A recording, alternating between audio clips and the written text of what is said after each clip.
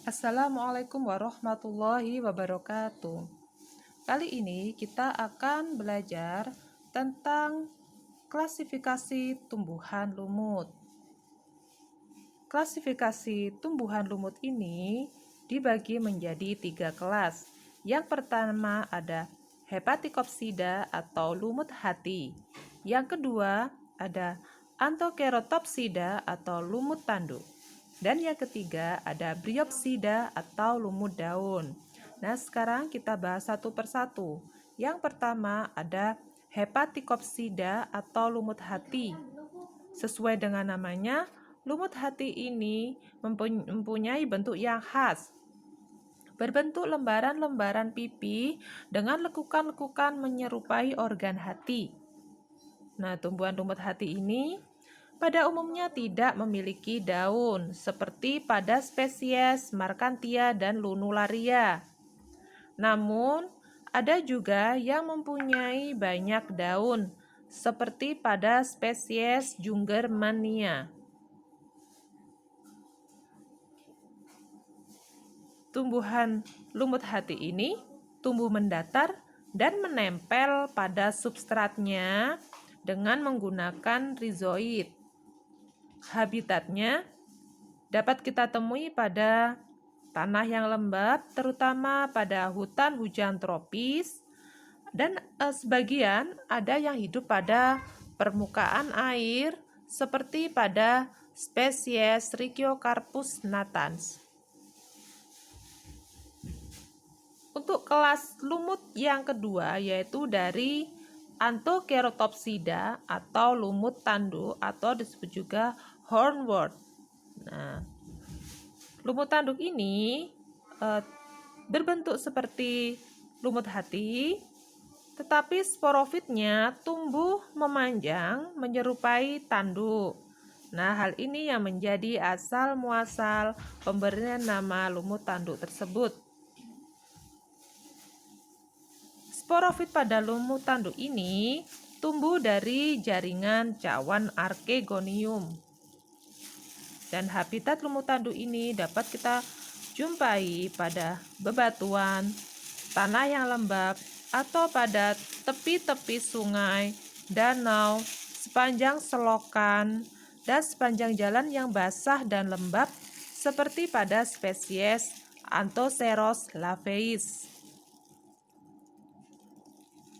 Kelas lumut yang ketiga yaitu Bryopsida atau lumut daun.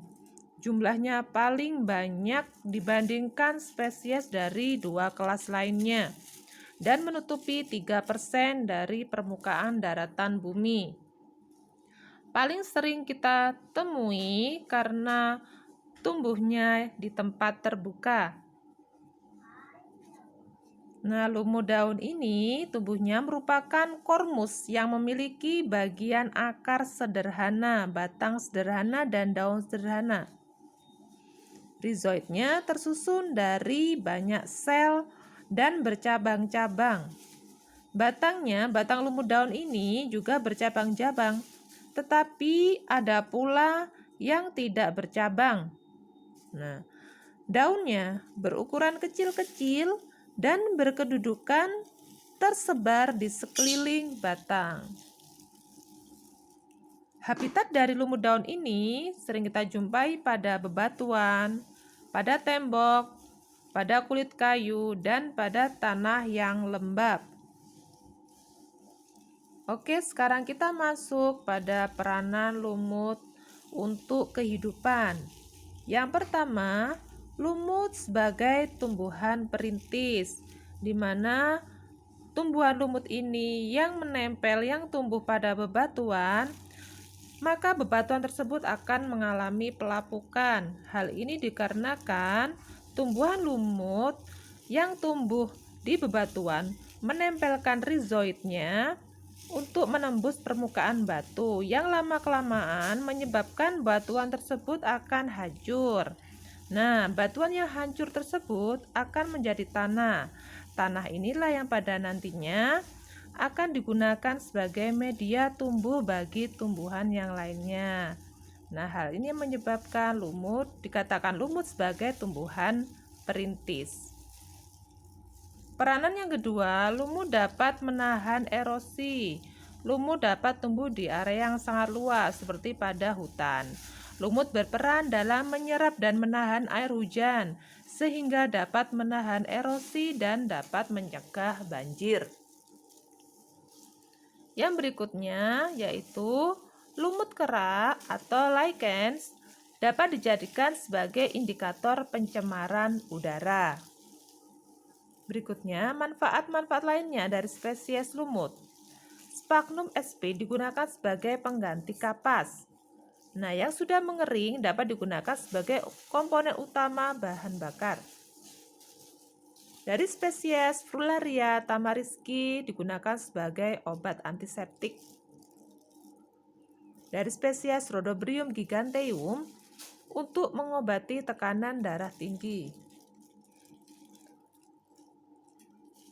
Yang berikutnya ada Mercantia polymorpha yang dapat digunakan sebagai obat hepatitis.